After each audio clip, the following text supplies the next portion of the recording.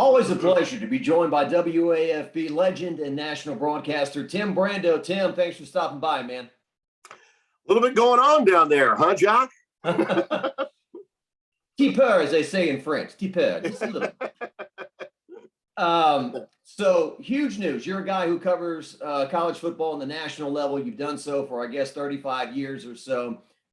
We've been talking about big fish hire for Scott Woodward. And I think I said it yesterday. This is the most accomplished coach LSU has ever hired. That's what LSU put in the press release today. Huge news. Brian Kelly leaves Notre Dame to come to LSU.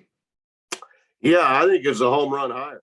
I mean, I really do. Now, how Scott Woodward got to this hire is a question for the athletic director at the news conference. And with Brian there, God only knows what he'll be able to say. But, you know, the business of hiring head coaches now with the early signing period being when it is, and the pressures that are currently out there in college athletics, it's almost always a free-for-all for about a 18 to 24-hour period after the last weekend of the regular season, which for everyone other than Army Navy, and in my case, a Cal USC makeup game, regular season's over. So you got to get your guys, and you got to get them fast.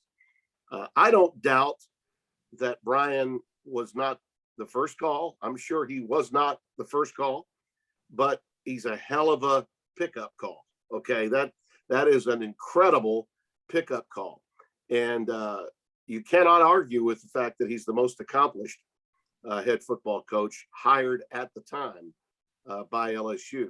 Far more accomplished than Nick Saban was when he was brought in. And a lot of people down there had said, huh? Michigan State? We're not even sure we know who this guy is. If you don't know who Brian Kelly is, then you really don't follow college football. You only follow the Tigers, okay? You don't know about, I mean, you got to know who Brian Kelly is. I covered him in the two bowl games LSU played against him, 2014 Music City Bowl. We called that one the John Chavis Bowl because John Chavis bolted on LSU to go to Texas A&M. That was the storyline in that game. And then the 2017 Citrus Bowl, Ed Ogeron has a 10-win season if LSU doesn't blow the coverage late in the game on a cloudy, nasty day there in Orlando. So he was not, Tim, warm and fuzzy. I would not walk away from those press conferences saying, man, I got a lot of great sound from that guy today, which is all meaningless, of course, as Matt Mock told me. I seem to remember playing for a guy like that. So the talk of the fit, will he fit? Is he a little abrasive and all that? That'll be interesting to watch, but nobody will care if he wins. Well, he's not abrasive when he's talking with his local media. In your case, you were not his local media. That's right. All right. So it was post game, and he probably would have preferred being elsewhere, as a lot of coaches feel when they get through with a game in the mud in Orlando. I do remember that game. He has media savvy, and he has tremendous gravitas in the profession of college football. And he did everything that you could possibly imagine accomplishing at Notre Dame, given the restrictions that they have academically. You cannot get the players into that school that Lou Holtz once got in when they last won a national championship, the 88 season, and in January of 89, winning the Fiesta Bowl. That was the reason Holtz left. I mean, he said, because Holtz was always the good Catholic, said he didn't want to break Newt Rotney's record. But the truth is there was an impasse between Holtz and the administration over taking Prop 48s. Tony Rice was a Prop 48 player. Notre Dame had never accepted academically anyone like, and in fact, Holtz just didn't know about it when he made the commitment to Tony Rice. It was a big news deal when that happened. When Brian Kelly went there, he understood completely what he was getting into in terms of the academic requirements. And it's legitimate. They recruited nationally. They had to get players that they knew would be accepted. And frankly, he took them to a national championship, got blown out, took them to the college football playoff, got hammered again, but just getting that program to that point and winning all the games that he won, and without being in a conference to do that, he maximized. I mean, if you want to look, for instance, at the Lincoln Riley exit from Oklahoma, compare that to Brian Kelly at Notre Dame. Lincoln Riley left a lot of unfinished business at Oklahoma.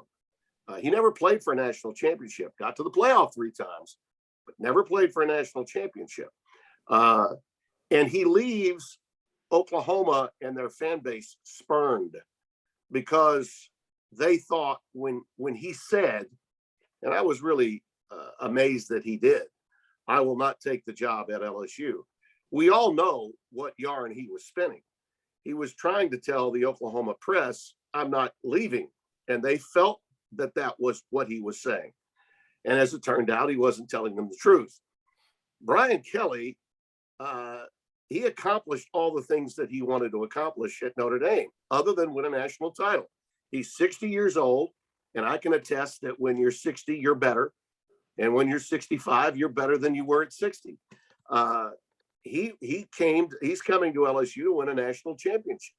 He wants to get that on his resume. He deserves to get it. He came up the hard way. If you look at his resume, the way he worked his way up the ladder to get to Notre Dame, that Cincinnati team in 2009 that went undefeated, he had 6 quarterbacks that year. 6.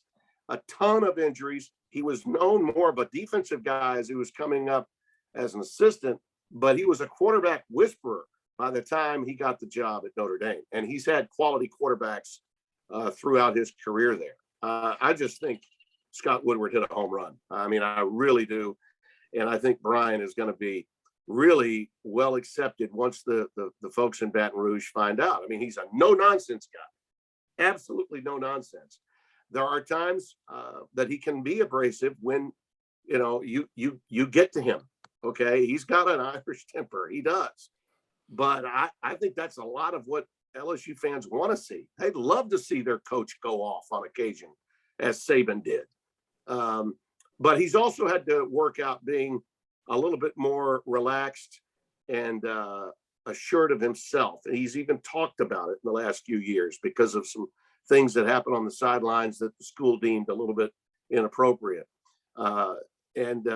He's chilled quite a bit more. He's more comfortable in his own skin. When you get to 60, you should be.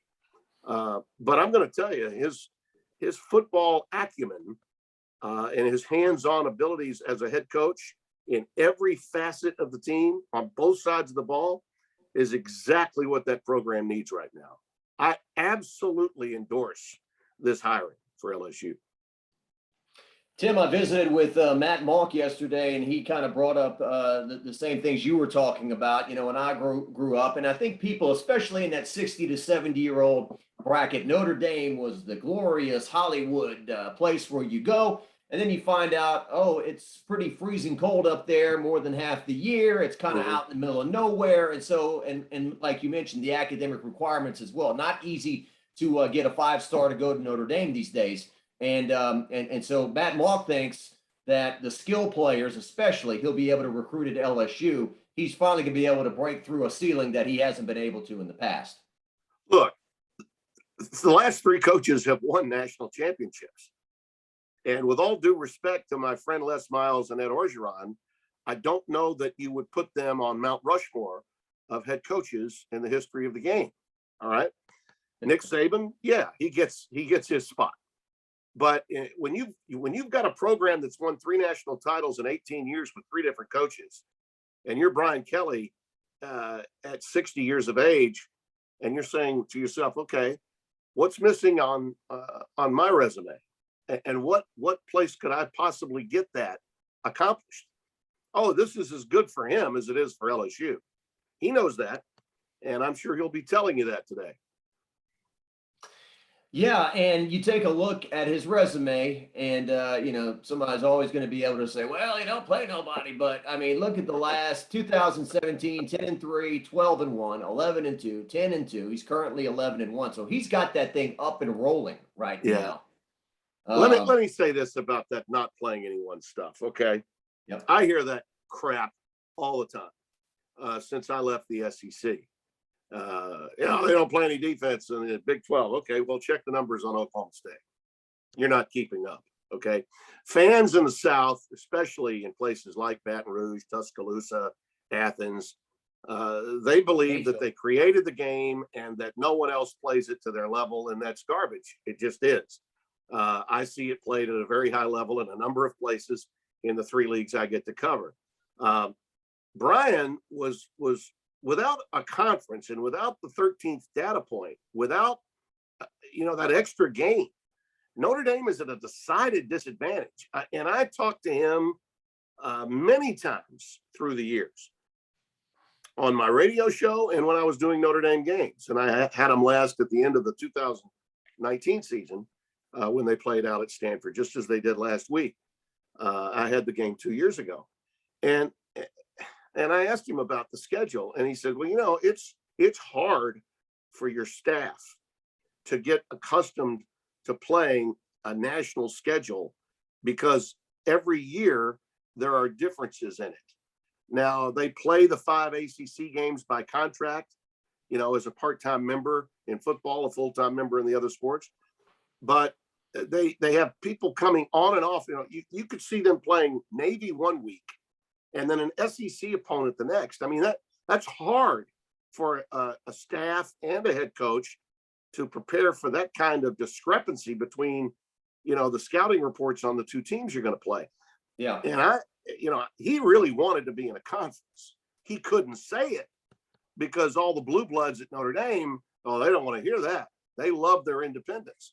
So I think he loves the idea, the notion of knowing the league he's in, knowing who the opponents are, and swimming in the SEC pool is something that he's going to embrace. I'm not sure a lot of head coaches, want that. I absolutely believe that was in Lincoln Riley's mind when he decided to take the USC job. Do I really want to go to LSU rather than be here at Oklahoma when they go into the SEC? I mean, yeah, Oklahoma is a bigger brand than LSU. I'm sorry, it is. But in the SEC, that's not the job. It's a great job, but it's not the job. Okay. Alabama is the job. In the Pac-12, USC is the job. And the people he's going to have to navigate to get to a national title aren't teams like you face in the SEC. He knows that. I'd look for Mario Cristobal to be heading out of Oregon pretty quickly because he knows that whether it's Miami, where he's been rumored to go, or several other places, it's going to be harder now with Lincoln Riley out at USC.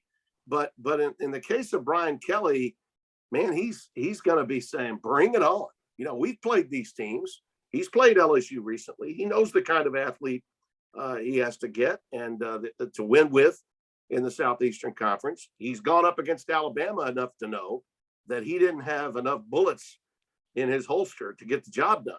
Well, at LSU, you do. You're going to get players there. So I think it just, again, I give Scott Woodward so much credit here. The pressure on him, Jacques, the pressure on the athletic director now to get the hire right, is so immense. And I think in this case he did. And again, I'm pretty certain it wasn't the first call. I mean, I'm pretty certain that it wasn't. But I'm also certain that they got a really good find and a home run hire in the end. It doesn't matter how you get there, just as long as you do. Well, yeah, once again, Nick Saban, 34-24-1 at Michigan State. Les Miles, can you imagine Twitter being around when you replace Nick Saban with 28-21 Les Miles from Okie State? And oh, by the way, loved covering him. Great guy. It was always great to be able to go up to the LSU head football coach, shake his hand, and be able to talk to him, and Ed Ogeron. And I will always remember covering him and all that. 10-25 at Ole Miss. How does a guy that goes 10-25 at one school win a national championship at another? That will never happen again, I don't think. Right. No question. I mean, Jacques, the selling point on Les Miles was that he beat Oklahoma twice. Right. He beat Stoops twice while he was at Oklahoma State, Yeah. And because Oklahoma State had been so dominated by the Sooners in Bedlam, but that was the selling point on him. Oh, I and remember. He was an assistant with the Cowboys. Okay, I hear you. No, this fans need to do just a little bit of a history lesson on the program at LSU. And then I think it'll come clear to them. Oh my God, how big are we now? Okay. Yeah. You're getting the guy that was coaching, where Rockney coached and where they sing, shake down the thunder from the sky. That's a hell of a place.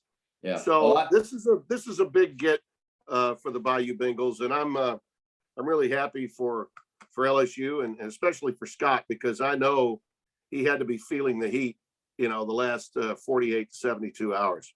Yeah. Oh, I remember Skip Bertman. Les Miles beat Oklahoma twice. Okay, twice.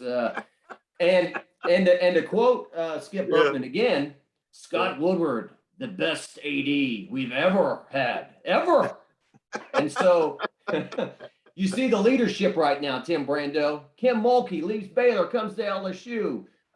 Jay Johnson, we don't know a ton about him, but everything I'm hearing is that the guy's great. And now Brian Kelly coming over. And Tim, I think what I went off course a while ago, I think he's exactly what LSU needs, because things have gotten a little chaotic out there, a little disorganized, a little unprofessional, I would even say.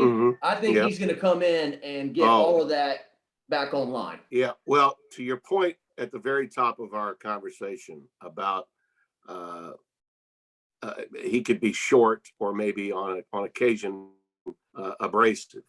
I'd say he probably admit to that on occasion, but more than anything else, what LSU needs right now is a buttoned up program, okay, where everything that's going on within those walls remains within those walls, and that maybe all these voices that we keep hearing, I remember Saban pissed off a lot of media types when he came in, when he closed off coordinators from talking to the media. Well, that's exactly what LSU needs right now. Okay. What are you doing letting coordinators become rock stars by doing interviews all the time? And then, towards the end, Orgeron was throwing assistants onto the bus, the very people that he hired. And I love it, but that's what he was doing. That kind of crap will cease and desist with this guy. He's going to come in, and I'm not saying he won't let coordinators talk. He likely will, but he will be the voice. There will be no denying who's in charge. And I don't have any buttons. I only have a zipper, but he's going to button up the Bayou. Okay. They're going to do it the right way, and he's going to be clear cut on that. But I think you'll find him, Jacques, and I think all the media there will find him to be accessible and affable. I really do. He's a congenial guy, and his demeanor on television, on camera, is outstanding. So he's big time. He's been swimming in a fishbowl that's even smaller than LSU's, coming in here. So he's fully prepared for the onslaught, whatever it's going to be. And because all the media that covers Notre Dame is national.